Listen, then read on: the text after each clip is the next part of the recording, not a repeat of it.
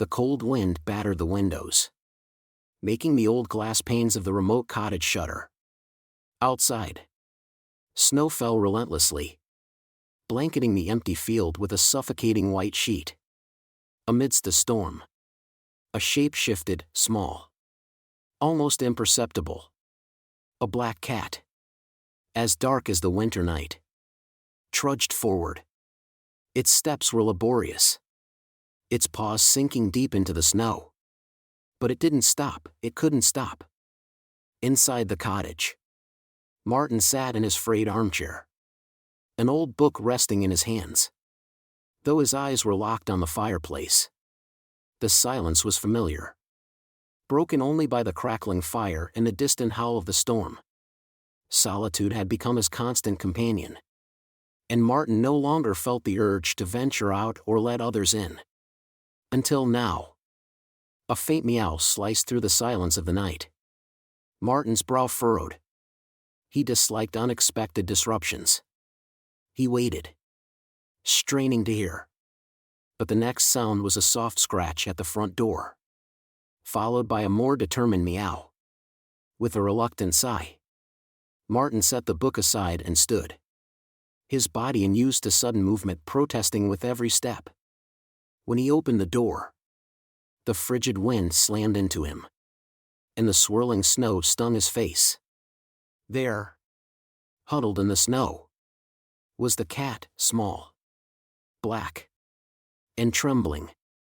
Its eyes, an intense, almost mesmerizing yellow, locked onto Martin's.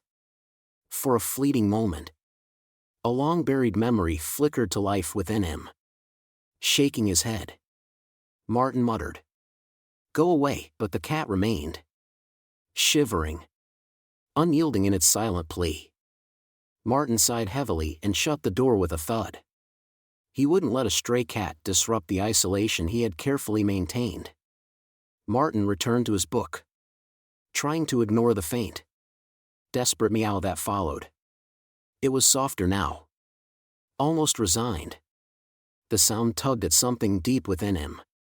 Muttering under his breath, he made his way to the kitchen. He found an old bowl that had once held spare screws, filled it with milk nearing its expiration, and carried it to the door. The cat was still there, half buried in the snow. Martin placed the bowl on the doorstep and shut the door, hoping that would be the end of it. But it wasn't. The next morning, Martin woke to the familiar chill and silence. The fire had died overnight. He got up, stoked it back to life, and moved to the kitchen to make coffee.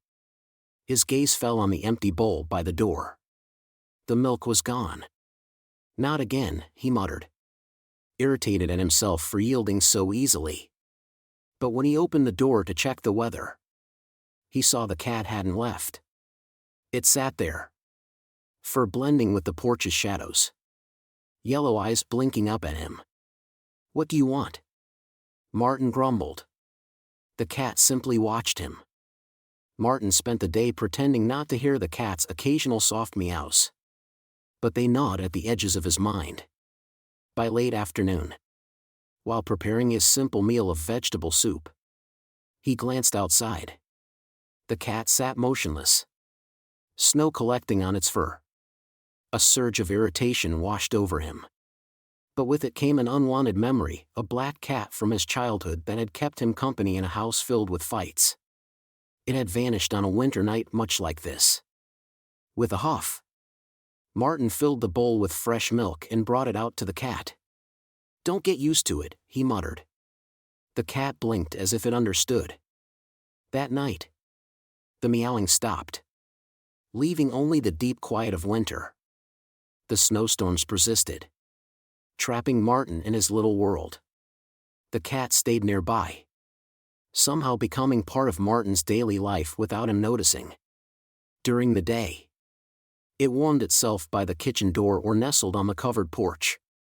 At night, its glowing eyes peered at him through the frosty window. Martin maintained a detached routine, feeding the cat just enough to keep it alive. He reminded himself it was only temporary, the cat would leave when winter ended. Yet, the way it looked at him, as if it could see through his carefully built walls, unsettled him. One evening, when the storm was at its fiercest, Martin, feeling restless, opened the door. The cat sat there, fur matted with snow. On impulse, Martin scooped it up. It was light, almost frail, but didn't resist. Instead, it nestled against him as if it belonged. He carried it inside and set it by the fire. In the days that followed, the cat's presence became more noticeable.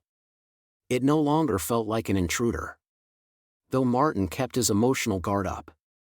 One morning, Martin found the cat sitting in the chair opposite him, watching him with those same knowing eyes. It reminded him of the cat from his childhood, the only steady companion during chaotic years. That cat had disappeared on a winter night much like this, staying until spring. "Are you?" Martin muttered, half to himself. With each passing day, memories Martin had buried came back. The loss, the choices that drove him to this secluded life, and the pain of losing that childhood companion resurfaced, stirring something he thought long gone. Martin found himself observing the cat more closely. It moved with a graceful assurance, exploring the nooks and crannies of the cottage as if it had always belonged there.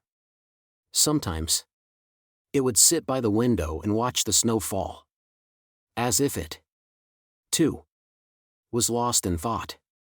One particularly harsh night, the storm raged with an intensity that rattled the very bones of the cottage. Martin sat in his armchair, staring into the fire. The cat curled on the rug at his feet. An inexplicable restlessness gnawed at him. Each gust of wind felt like a challenge, daring him to acknowledge the loneliness he had fought so hard to ignore. When the cat leapt onto his lap, Martin's fingers twitched, hesitant before settling into a gentle stroke. The simple act, the warmth beneath his hand, released something within him. "I don't know what you want," he whispered, voice cracking. "But I suppose you've won." The cat purred, a deep, soothing sound that mingled with the crackle of the fire. Martin's eyes grew heavy, and for the first time in years, he fell asleep not out of exhaustion, but contentment. Morning sunlight flooded the room, illuminating the world outside. The storm had passed, leaving behind a pristine, frozen landscape.